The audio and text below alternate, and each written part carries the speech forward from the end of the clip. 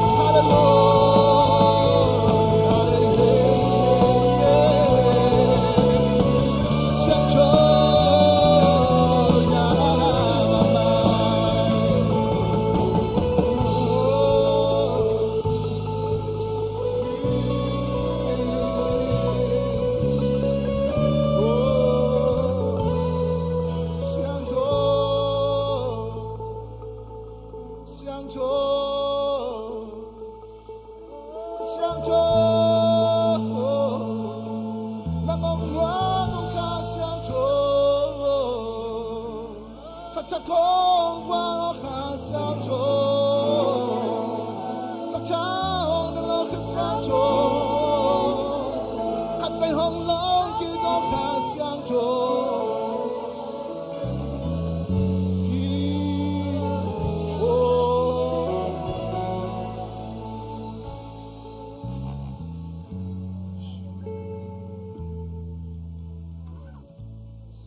Coba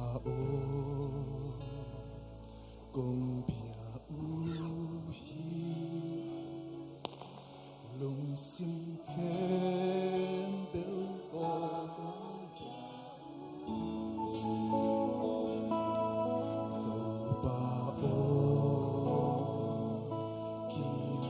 kiati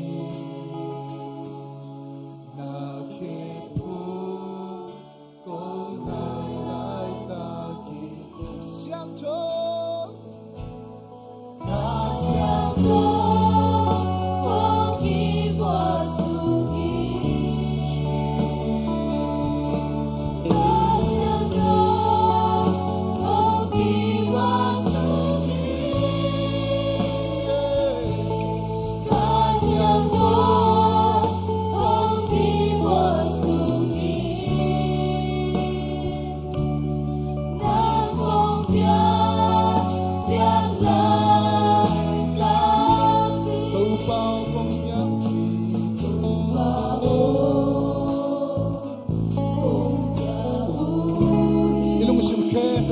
bedengnya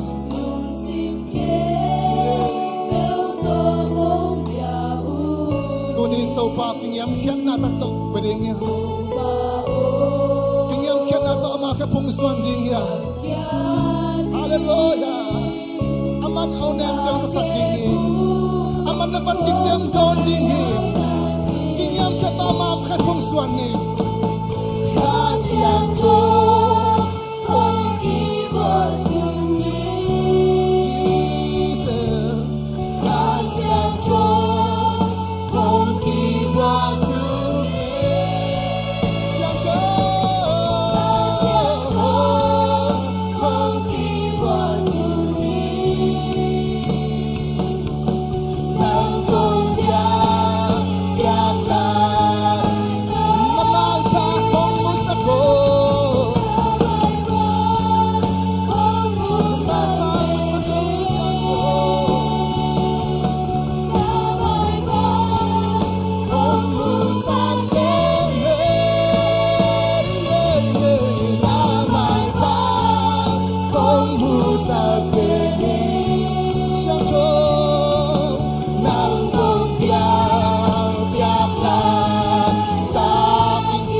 Bandikan kau kimangin polila, tulen kasiang kau ikiang ami, kasiang kau na hopin, tau parin na bandit te om sang saklingi, nanat na parin tau pan tulen om dam saklinga, tulen na longhimo na de parin tau pan, nang laben nang pedinghi, kasiang kau nang tianga igaya, ayaw ho digil lady sa lomhi, tau pan na hopin, say sure na mang munuami, say sure na onem tesa nuami, tau pan na mang dayin, tau pa kayong nuami.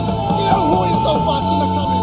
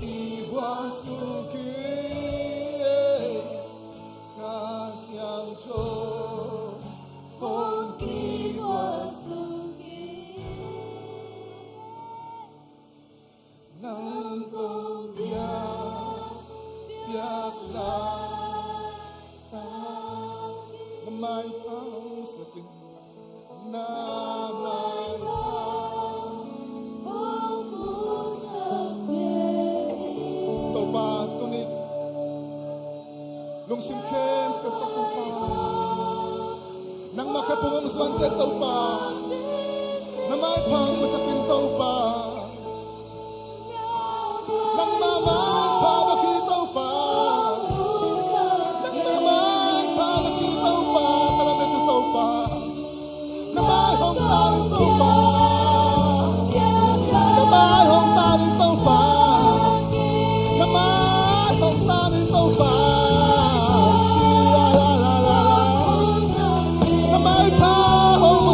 tâu ba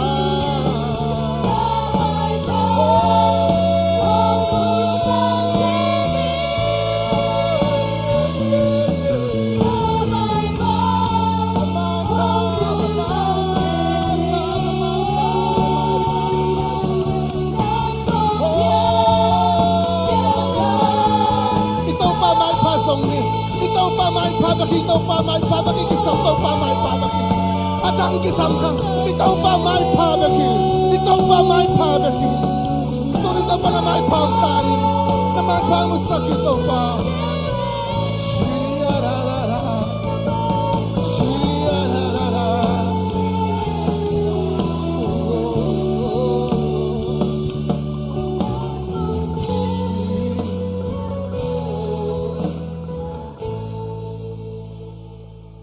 ito pa may pasong ni ilong siyang na to kikaw kalay ni pabasong damlaw te ding tum nanay ni ito pa na may pa ito pa na may pa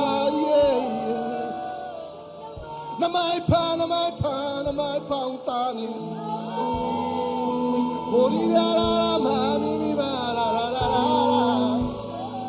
damnaw teto pa ng mataong namot mo na daw pa damnaw biyak sa ito pa lungsim damnaw teto pa naman ang blok sa ito pa inikwansong damnaw teto pa naman ang papa ito pa nupakika damnaw teto pa naman ang sa ito pa wow kadamnaw teto pa naman ang sa ito pa taksa damnaw teto pa naman tuloy ng sa ito pa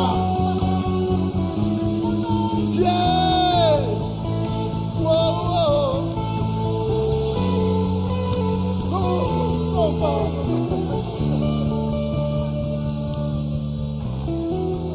Napopiyang bento pa napopiyang bento pa napopiyang bento pa porkat na damlawin to pa lumatong nga kong to pa porkat na inikwansong buhay to pag-homsaw kong to pa porkat na lungsim na ito pag-homsaw kong to pa porkat na kadamlaw ito pag-homsaw kong to pa hinanakin to pa nanglay to pa tunay na ulakyan na to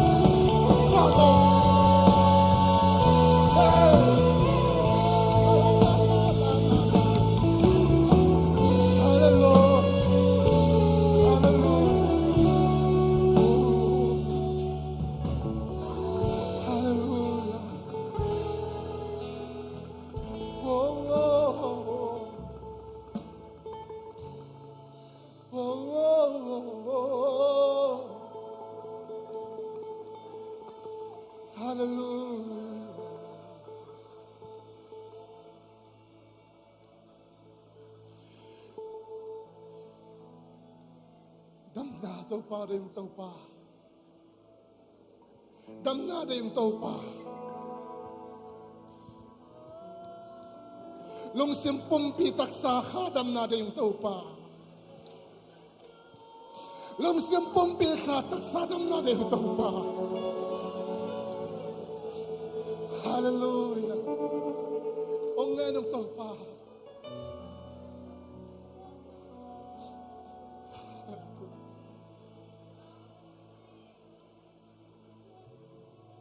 Jesus, nangang kisa mong Jesus, namin invang liyan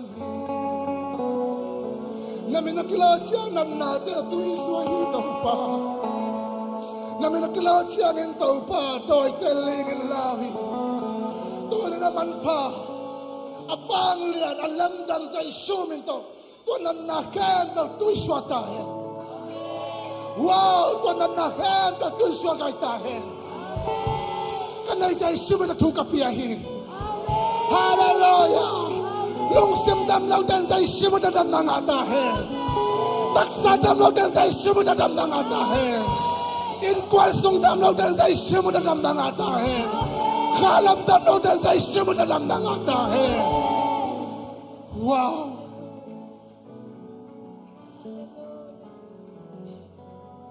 คาเฟ่ก็เสียงตัวเตลามตัวตัวป้าตัวอะไรเดียว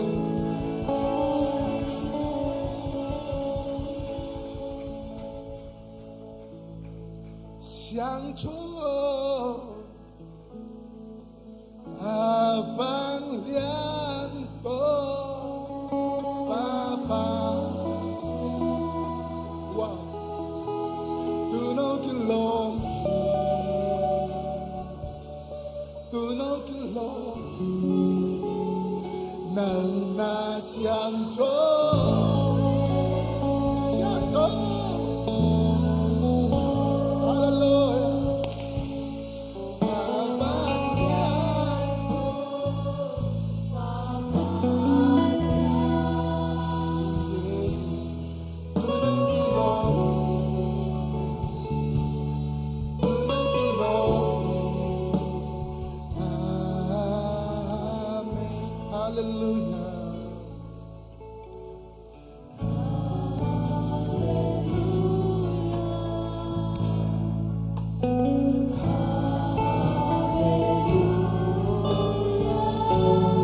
Tunaw kilomi, tupa kilomi, patoy ni. Napatoy le, nan kwan sunga mang om digi. Ipatoy le sa dan to pa ina om digi.